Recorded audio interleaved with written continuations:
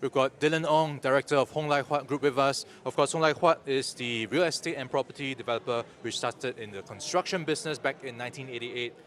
But after being hit by the financial crisis in 2008, it started to look elsewhere for growth and diversified into Cambodia. Dylan, tell us more about that turning point. You ventured into Cambodia. What was the motivation and thinking behind it? Why Cambodia? Actually, during that time when we were affected by the economic crisis, we decided to actually diversify our businesses from property development, and we decided to look into something that can actually have sustainable growth and sustainable returns for the group itself. Because for property development is after once you finish off a project, you have to go for a next project, or else there's no growth from that. But agriculture is something that you can actually sustain. You have products, you have crops, you plant, you can sell. And why we decided to go for Cambodia, actually back then we don't really look at just Cambodia alone. We actually went to countries like Indonesia, Laos, Myanmar, Thailand, and Vietnam itself. But the problems that we faced back then, let's say from Vietnam and Thailand, is both are agriculture giants, to be honest. And there's to us is what we find that in Thailand and Vietnam there are really not much space for new foreign investment to come in to set up an agriculture business. And as for Indonesia, Myanmar and Laos, Indonesia we can't really find a land bank that is suitable for us to invest in this agriculture business itself. And then as for Laos, Myanmar, in Laos we can't do it because there is no seaport. And at that point of time, there's this Cambodian minister that came to Singapore for a business meeting, and they told us, they found out that we wanted to invest in agriculture business. So they told us to come to Cambodia. So when we went there and we see, so hey, this country, the government is pushing very strongly on foreign investment for agriculture, and they have a very big seaport as well. So from there on, we decided that okay, let's go into Cambodia because this is something that we find that is suitable according to what we want, and that's how we set up the agriculture business there. Sounds like there was a bit of a government support helping you to go into Cambodia. What's the journey like, the challenges, and what's your advice for anyone thinking about going to Cambodia? Okay, for I would say government is very supporting on all the foreign investment in the agriculture sector. So I guess. During back then, one of the policy was to push for more automation growth. So as for construction background, we decided that we have the expertise to build a agriculture farm. So we actually had a lot of our trial and error from the beginning, but in 2008 we successfully acquired the first land bank, about 450 hectares, and we managed to complete it. And in 2010, the government very supportive, and they grant us a bigger plot, many times bigger than this first land. It's about 10,000 hectares. And we also say that we are very happy to complete it as of today. Okay, so you got a land bank and you decided to grow cassava or tapioca. Why? Cassava is actually a very strong, and it's actually a very cash crop itself, because when you plant cassava, the cassava can go for many days many days without water, and it can still survive very well. And for cassava, it's a crop that can actually be transformed into all kinds of upstream and downstream product. For example, cassava, you can do cassava chips, and from cassava, the fresh cassava itself, you can produce into starch.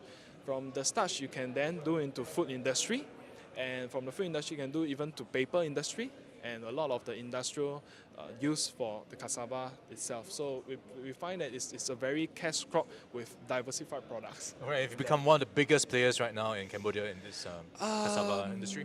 I wouldn't say the biggest player, because definitely there are more other operators out there that actually operates cassava farm itself, but I would say that we are one of the largest privately owned cassava plantation. Of course, you started your roots in construction. What's the synergy between construction and agricultural? Okay, from as far, as everyone is aware, from the time when we started off as construction, we actually we transformed ourselves to a property developer. And I guess the synergy between them is that as a developer, from the growth of the company, we want to ensure that the property business and the agriculture business is operated on the same concept and mentality of it. So apart from just developing our properties, agriculture, producing the starch and selling the fresh cassava, we are also open to operating like leasing of a warehouse, sales of any farmlands, and leasing of any land banks. So I guess that's like the synergy between the property segment and the agriculture segment itself. So planning-wise, I guess the roads, infrastructure, you have all that being well organized. Yes, that's correct. Okay, let's talk about the industry. You're in the property industry. There are a lot of challenges. You're talking about tighter labor constraints. Of course, competition is also high. How do you address all these problems? You're mentioning Singapore or Cambodia? In Singapore. Singapore itself. Well, I guess never. I guess since our last project here in Singapore in 2013, we actually the last project that we did was in 2013. So if you ask me really on how do I see the industry challenge right now, is that definitely rising costs is an issue for us moving forward to decide if we want to acquire any sort of land banks over here. But I believe in Singapore as a matured market, there will still be a lot of pocket of opportunities around for us, and for the cost itself is really depending on how we're going to manage it to make it more efficiently. And labor-wise, I guess getting the right labor to work in Singapore is not an issue. The only challenge for us is getting into Cambodia, because as a growing economy, a growing developing countries, not many Singaporeans might be willing to actually go into Cambodia to work for the agriculture industry, let alone the property. How about contextualize? How big is the Cambodian business versus the Singapore side? I would say I will put it as 95%. Yeah, the Cambodia side is contributing to the Singapore. And you're starting to look back home to Singapore to grow more Singapore business? We are scouting a few opportunities at the moment, scouting a few land banks at the moment, but then we're not just restricting ourselves to Singapore, we're also looking into regional expansion like Thailand, Vietnam, all this in the property development areas, and we'll make the announcement when it's appropriate. The July property cooling measures in Singapore, is that changing your outlook on the property market in Singapore? Well, I guess I believe that the government has their reason for introducing these cooling measures. So I guess that's the reason why our team right now they are scouting opportunities not just in Singapore, but we're looking at countries in Thailand, and if you have noticed our announcements over the last few weeks, we have announced new projects coming up here in Cambodia. And some of the new projects will be in the pipeline, and we'll make announcement when it's appropriate time. Okay, Dylan, Yes. something interesting as well, a rebranding exercise. You've renamed from HLH Group to Hong Lai Huat. Yes, Why the correct. name change? Well, when we first started in Singapore, we were called Hong Lai Huat Construction. And why we name changed to HLH Group, because at that point of time, we thought that moving out to overseas, Hong Lai Huat, people might not really know how to actually pronounce and actually know this brand.